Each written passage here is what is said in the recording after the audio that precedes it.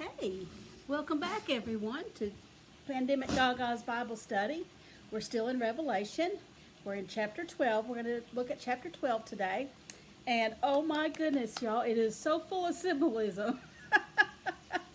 And we're just going to go over this and hit the highest spots and see if we can make some earthly sense of this, okay? So let's work together and stretch our minds a little bit today. It's hard, but we can do it. We can do it together. That's what we can do it. But let's look. Let's figure out a couple of things first, okay? Now, the first thing we see in chapter 12 is there's a pregnant woman and about ready to give birth, actually. And it's like, and this dragon is standing there at her, waiting for the baby to be born so he can destroy it.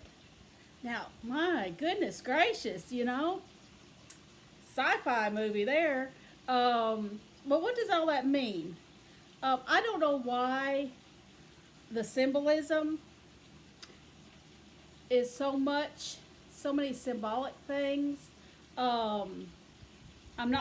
Nobody knows, but that's the way God chose to tell us a little bit about the revelation, the end time. So we'll just leave that at that, because we could go on guessing all day long and never get it right, probably. Definitely. But what we can figure out is that the woman symbolizes Israel, God's chosen people. So when we see the woman in some of these chapters that we will be looking at, the woman is Israel, and she is about to give birth. And we all know who Israel gave birth to, don't we? Yes, we do, the Lord Jesus Christ. So that is, the baby is symbolic of Jesus coming to this earth. And then we see a dragon. We see a fiery red dragon. Of course, the red would denote blood and chaos and destruction. And the dragon is Satan. Now, why it didn't just say Israel and Satan, no idea. No idea. Let me just be honest with you. But when we see the scripture mentioning the dragon, let's remember this is Satan himself. When we see it mentioning the woman, this is Israel, the nation of Israel, and the babe would be the son of the Lord of God himself that was brought through the lineage of the Jews. So now that we know that, we can begin to make a little bit of understanding in this 12th chapter. So if we read it, I guess kind of like switching the words out a little bit for us, it might be a little easier that way. When we see the word woman, we say Israel, at least in our mind, or dragon, we say Satan. And I think that will help understand a little bit more. But what we are seeing in chapter 12 is kind of like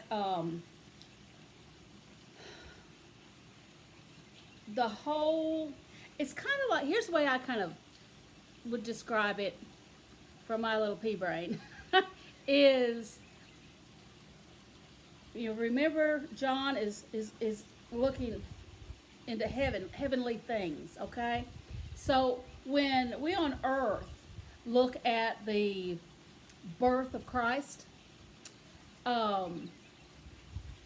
we see a non-eventful event.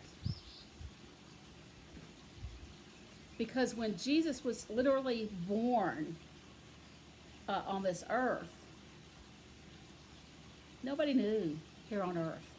It was, Mary and Joseph knew that was the Son of God.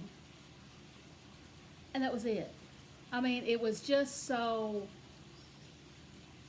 nondescript, so I mean, it didn't make the news. It did not make the news. If this happened today, we wouldn't know it. We wouldn't know it at all. And that's kind of the way we see, looking back on the birth. We know how the world reacted. It was like a non-reaction. Um, Now we know, of course, that the angels came and declared to the shepherds, and then the wise men figured out however they figured out, and things like that. But even in that, of this whole world, only three shepherds saw all those angels and heard that song, you know. So it was very plain. It was very plain. Uh, but looking from heaven's side at the birth of Jesus Christ on this earth, it was a monumental thing.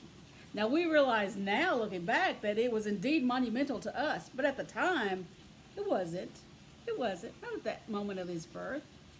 And not to the people of earth, but from heaven's side. Y'all, they saw Jesus, the King of Kings and the Lord of Lords, go from his deity and be placed into the womb of a woman and being birthed from a woman, earthly woman's body. I mean, they saw all this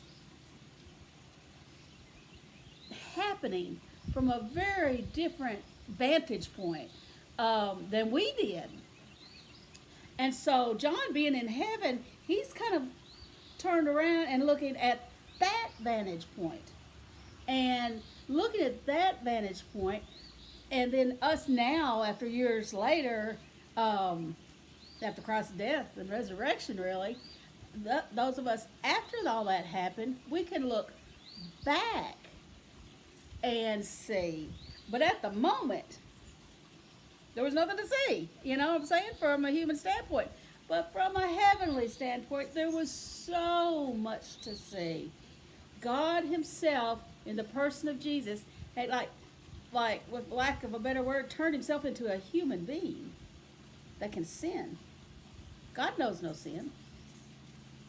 But he turned him into a human being that could sin.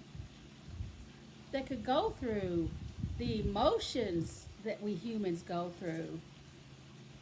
You know, we don't know hardly anything about his childhood, except when he was 12. But I don't know. It was just a different vantage point. And that's kind of what we're looking at now. And it gets very, if the heavenly beings were looking down at this event, it was so glorious because of something they understood that we did not when it happened. They understood that all those years back, starting in Genesis, starting from the moment that Lucifer fell from heaven, was thrown out of heaven, chose to be godlike and could not be. From that moment, and taking the third of the angels with him, from that moment, he began to use everything that he could, because his desire was actually to be God. A desire that he's been trying to fulfill all this time. And so the heavenly beings, yet they saw that moment when Lucifer did that. And they saw from Genesis on until the moment of his birth on earth, they saw as Lucifer, as Satan, tried and continually tried through people, through manipulations of people, to kill Jesus. He was trying to kill Jesus before Jesus was born. Now, I don't know that Satan, because he doesn't know everything, so I don't know that he knew God's plan to send God the Son to earth, through a woman and be actually born as a baby. I don't know that Satan knew that, but he knew something was up. And he was doing everything he could, and it still is, to stop Jesus and God's plan. And you know, when you look back now, you can see that, which the angels knew when he was born, that he had sent, when Abraham, he was, had the knife drawn. He was going to sacrifice his only son, Isaac, through which the lineage of Jesus comes. That didn't happen. Abraham showed himself faithful to Christ and God himself, and sent the ram as a substitute. We see where Saul turned and tried to kill David. I mean, chased him, trying to kill him. David, one of the forefathers of Jesus. What about Queen Esther? Satan tried to manipulate that whole situation so that the whole Jewish nation would be annihilated. But it got stopped by the queen.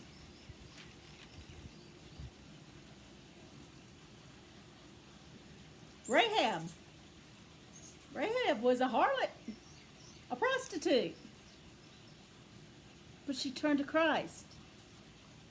I mean, Satan had her right where he wanted her, but she turned to Christ. And she gave birth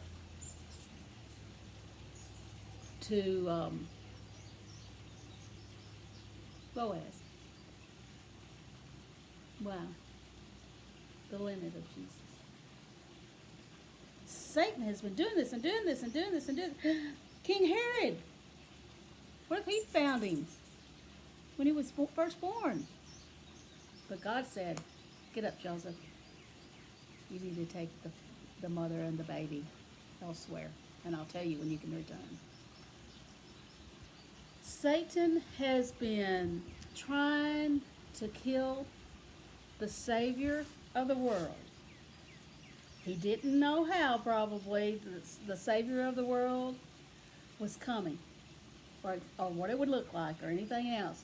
But he knew, because God declared that Israel was his chosen people.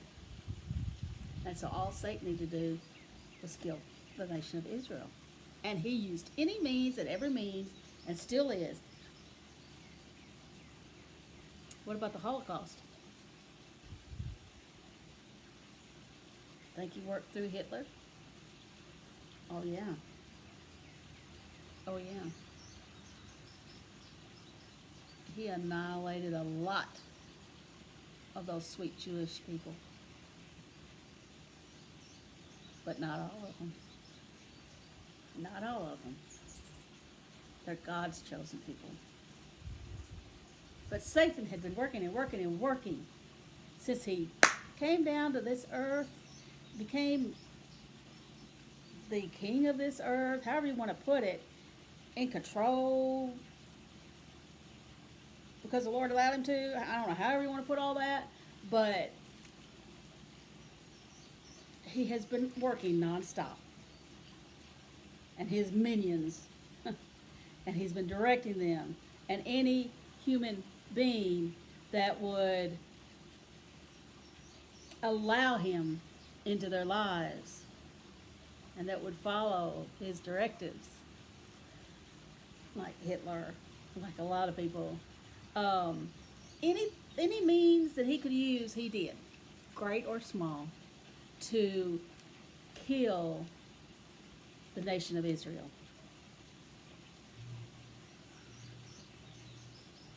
So, from the heavenly perspective, this is not a new thing. They've been watching this go on for a long, long time. We're just getting caught up. we just getting caught up since Jesus was actually born. And then it's like, oh, who's he? You know what I'm saying? Then we started learning about him and being taught about him. We had scriptures about him. And but we're on this side. They saw from the beginning how evil Satan, that old Lucifer, the dragon, really is. So it was a monumental time when the woman, Israel, Satan, that's what that's a picture of, him waiting for that birth so he could snap him up. But the only snapping that went on was our Lord and Savior Jesus, God the Father, snapping that baby back to him in due season and the way that he wanted it done through his crucifixion. He was here basically long enough to start the church. And once he started the church, then Satan had a whole lot of people try to stop. But moving on, after we see this picture in there, we'll move on to verse 7. What we see is a great war breaks out. A great war breaks out in heaven between the archangel Michael and his angels that are, warriors for Christ, and they versed Satan and his dark demon angels. And it's a war, and it's over. But the people, the angels in heaven, have seen that too. We're getting a glimpse of it. But there's a war. There's a war. And when this war is over, Satan and his angels are cast out of heaven forever. Right now, Satan can go back and forth to the throne room. He can go in there, and I guess anytime he wants to, but whenever God allows him to, and he can talk about, how he talked about Job. We've got a big account of that. Well, he talks about every one of us that are children of God, and he has us, Satan has us but a short time, our lifespan, and he wants to get all the evilness done through us that we will allow, and he watches, and he'll say, "See what Chandel did? She says you're your child. She's your child, but look what she just said. Look how she just acted. Look how she got all smart aleck and sassy, and look how she chose to not go worship you this Sunday morning, but to go somewhere else just because she wanted to. You don't mean much to her, God. Why would you want her here in heaven?" And it's on and on and on like that until we pass from this earth. And he does that with everybody. Satan does. And we overcome all that. We overcome all that through the blood of the Lamb, Jesus Christ. But that's what he's doing right now. And then all of a sudden, there's this war in heaven. It's done. Jesus, God the Father, the Holy Spirit, it's done. You, Satan, Lucifer, and your angels that have followed you, your demons now, will never come to heaven again. You have no more access to the throne of God. You're done. You will not be speaking evil against any of my children anymore. It's over. Boom!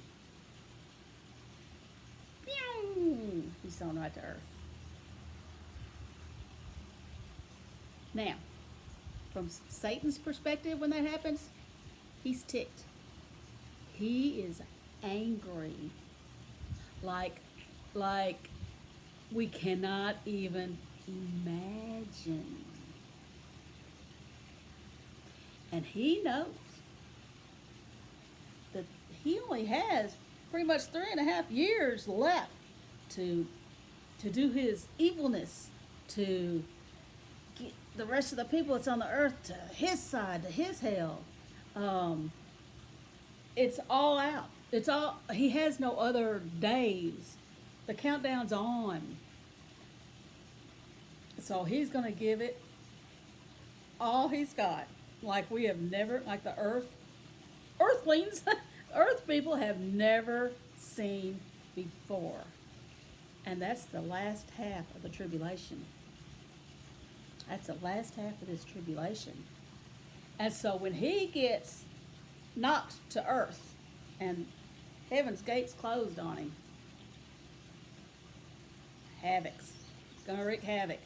And he goes after Israel because he has hated them from the get-go.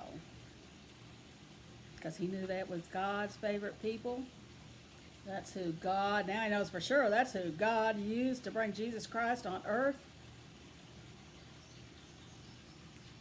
He hates them with a hate that can't even be described. And he goes after them. And God, and they run from him. And, you know, it's not sure how he does it. This could be like an invasion from the peoples of the earth and the demons of hell coming together and just going after, it's like a mega war here on earth, just after Israel, just after it, just the hate, get them, kill them. And God, in his mercy, reaches down somehow. And when this invasion or whatever method Satan tries to use, they call it in Revelation like Satan has spewed water out of his mouth, trying to send a flood of whatever and annihilate the rest of the nation of Israel. And God, in symbolic ways, has maybe an earthquake or whatever, because it says the earth swallows up what Satan was using to annihilate God's chosen people. The earth swallows it up. And then how, I don't know, but Satan takes, or God takes his chosen people of Israel. Now, there won't be all of them, but it will be some of them. And I don't know, it doesn't really say anything about the choosing and all that stuff. I don't know, but nobody knows. But God takes this because there has to be a remnant of Israel still on earth at the end to welcome King Jesus. Okay? Because he's chosen people again. He takes them and he hides them. And Satan will pursue them, but Satan will not find them. And they will be fed there and they will be cared for there. And, you know, I've heard everybody has different ideas about where this place is. Maybe some place that's not even here yet. I don't know. But I've heard a lot of talk, just from different people I've read or listened to, talk about a place called Petra. Petra, and they pronounce it Petra. And the Hebrews would. And I don't know if it's because of the rock formations, I don't know why. But that's a town, a place. I won't say a town, but a place. But you might want to look up on your own sometime, and just for curiosity's sake, because we have no idea where it is or what it is or anything else or how they're going to get there. But we know they're going to be safe there and well taken care of there. Now, so when this happens, there will still be some. Now remember, there's 144,000 sealed Jews that Satan's not allowed to touch. So, you know, with those witnesses, the 144,000 witnesses, that's from the 12 tribes, 12,000 from every of the 12 tribes, each of the 12 tribes. Hopefully, a few more will trust in Christ. I don't know, but what a time it will be. All out evil on this world. And we see evil all the time. I mean, it's always here. It's always been here. It's always going to be here. As long as here, it's here. And and we get little glimpses of it throughout generations of how bad it can really get. I mean, there are people, our brothers and sisters in Christ, living elsewhere right now where, I mean, they're living the secret already, and it's not even the tribulation yet. So, yeah. But that's where we're at in Channel 12. Channel 12. That's funny. Channel 12. In chapter 12, we see this happening, and once these Jews are placed somewhere safe, we see Satan turns a little bit and starts attacking, and it says their offspring. And maybe we will learn more about that. I don't know if that's the Gentiles, Christian brothers and sisters, or how that will work out. Maybe we'll find out something about that in chapter 13. I don't know. We'll find out when we get there, okay? But that's where we are now. The symbolism is heavy right now. And don't get worked up about it too much. Just know that God, like here, He shows us mercy even in the terrible, terrible times. He protects those of His chosen people at that moment. This moment is what we see as He takes them to a safe place. And so it's interesting to get a view for us from the side of heaven. It can strain our brain, but it's something very interesting about seeing Jesus' birth, how the angels, how the heavenly beings, God the Father, saw it, and to see how they were looking toward it as they watched Satan trying to kill this lineage. Quite remarkable story of our Savior's birth that I don't know if I've ever heard anybody preach on that during the Christmas season, But anyway, He was born, and He loves us, and He is the King of Kings and the Lord of Lords. And I just love you, and He loves you, and we can rest assured in this. And don't forget, we're not going to live during this time, okay? We're not going to live during this time, but it's good for us to know about this time. It's something we need to know about the future. Thank you for joining me today on my back porch. It's a beautiful day here today. And I will see you next time, and we will pick up in chapter 13. You guys have a good day. Bye.